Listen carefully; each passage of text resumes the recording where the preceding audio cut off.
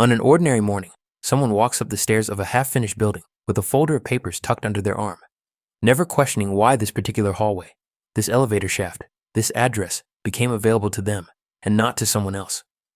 New apartment blocks rise with a familiar rhythm. Cranes pivot over cleared lots. Temporary fences appear.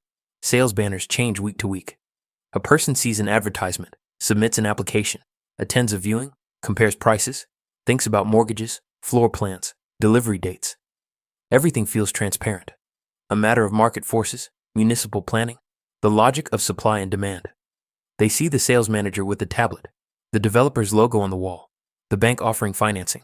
What they don't see is the layer beneath, the one that determines why this building stands here at all. Why one plot received approval while another remained frozen for years. Why a project sailed effortlessly through expert review while its neighbor stalled in procedural revisions. The paperwork looks like process, but it is closer to a user interface. An apartment appears to be the outcome of personal choice. Theirs, the bank's, the builder's. Yet its availability is shaped far upstream, in a quiet zone where risk, certification, and urban sequencing converge. It is not a place of headlines or public figures. It is a place where criteria are written, thresholds defined, and permissions aligned long before anyone considers buying a home. And while a future resident stands inside an empty living room, wondering where the wardrobe will go, a protocol is being updated in another country. A protocol that decides which developments may enter the pipeline next year, which districts will expand, which applications will be processed, and which will be delayed without explanation. They will never read this document. They will never hear the names involved. But the shape of their life is already traced inside a system that was designed to remain unnoticed. We tend to mistake visibility for influence, imagining that the forces shaping cities operate through announcements, elections, shareholder briefings, or the signatures of well-known executives. Governments release development plans, ministers present housing strategies, corporate groups unveil investment roadmaps. These are the moments that feel decisive because they are staged to be seen. They anchor the public narrative of how space is allocated, who authorizes growth, and what determines access to new apartments. Yet the machinery beneath these declarations moves on a different timeline, governed by layers that are older than the officials speaking about them. A mayor does not draft the risk-weighting formulas that dictate which districts qualify for accelerated permitting. A real estate conglomerate does not write the compliance language that determines which structural designs are considered low-volatility assets. Even investors operate inside frameworks shaped elsewhere, in certification bodies, zoning harmonization committees, and cross-sectoral standards councils, whose documents rarely circulate beyond technical staff. The more regulated and routine the housing sector becomes, the more its inner workings drift from public imagination. A person sees a ribbon cutting, but not the compatibility matrix that defined whether the project could be proposed at all. They read about affordable housing quotas, but not the exemption clauses that allow entire developments to bypass them. The bureaucratic scaffolding appears neutral: form submissions, environmental reviews, stress test requirements. But its origins lie in a corpus of guidelines written by entities with no public mandate to steer urban expansion, yet every procedural incentive to define how it unfolds. This is not hidden power, and certainly not dramatic power. It is the quieter category, the one that sets the parameters within which visible authority operates. By the time a policy is announced, the shape of its application has already been formatted by standards no one voted on, but everyone must follow. The origins of the Calderon lineage trace back not to real estate, finance, or political favor, but to a modest technical office formed at the edge of a regional land surveying authority in the late 70s. At the time, urban expansion across several European cities created a quiet bottleneck. New residential projects needed not only zoning permission, but cross-jurisdictional verification that soil stability, drainage tolerances, and foundational load classifications aligned with emerging safety protocols. These verifications were dry, procedural, and largely ignored by the public. A young geospatial engineer named Calderon positioned himself precisely there, not inside the permitting agencies, but along the narrow seam between municipal planners and the technical consultants who translated terrain into paperwork. He did not bid for development rights and never attempted to influence building approvals directly.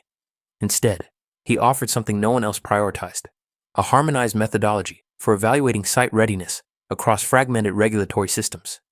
His firm didn't design buildings, didn't build them, didn't finance them. It simply defined how land was categorized before any of that could occur. Over time, the Calderons followed one rule with absolute consistency: never occupy the visible layer of decision-making, never appear on a project's front-facing documentation, and never attached their name to anything the public might interpret as influence. Their strategy was quieter. They embedded themselves in the definitions, the thresholds that determined whether a parcel was development ready, the tolerances that dictated whether a foundation could withstand projected urban load, the classification grids that sorted land into tiers of viability long before a single blueprint existed. What began as a footnote-level consultancy soon became a recurring reference point across municipal annexes, risk assessments, and early-stage feasibility reports. Not because anyone endorsed them, but because their method was available, coherent, and uncontroversial. And slowly, unnoticed, access to new apartments began, depending on frameworks authored by people who never sought credit, only continuity. Influence did not accelerate for the Calderon network through expansion, acquisitions, or public partnerships, but through the slow sedimentation of routine. Municipalities facing backlogs began adopting pre-formatted assessment templates because they reduced processing times.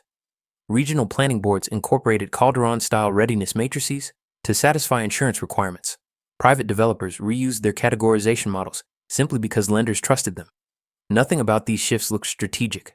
They appeared practical, efficient, unremarkable. One subsidiary within the wider Calderon orbit licensed a topography normalization algorithm that quietly became a prerequisite for seismic reviews in 3 countries.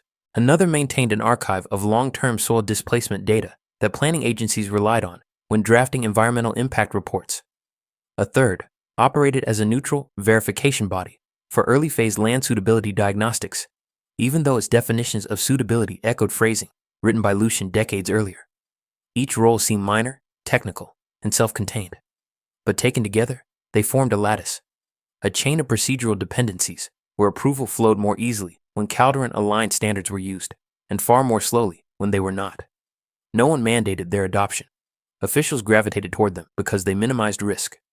As jurisdictions updated their regulations, many incorporated language directly compatible with Calderon frameworks, not out of loyalty, but convenience. Over time, entire permitting cycles could hinge on whether a feasibility study referenced the correct classification schema or used the correct tolerance band.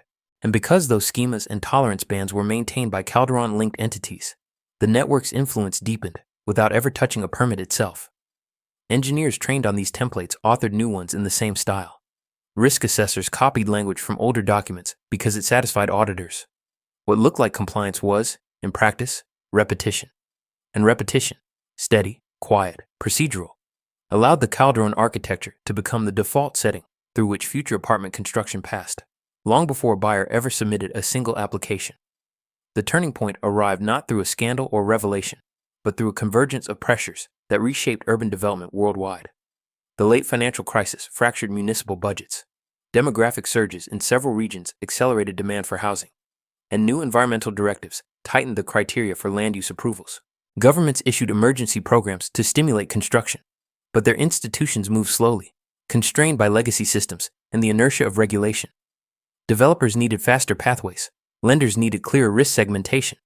Insurers demanded standardized assessments that could be audited across borders.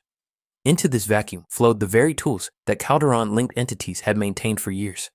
The readiness matrices with predefined vulnerability tiers, the soil stability libraries calibrated for climate variability, the harmonization templates used to translate regional classifications into standardized risk weights. These were not presented as innovations. They were simply ready. Cities under stress adopted them because delay cost money and compatibility shortened timelines. International lenders embedded them into loan eligibility criteria, not because the Calderon framework was superior, but because it was documented, interoperable, and already aligned with existing datasets.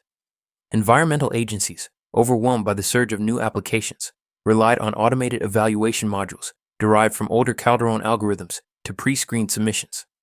No lobbying, no leverage, no visible advantage, just procedural availability at the moment when institutions were too strained to redesign their own systems.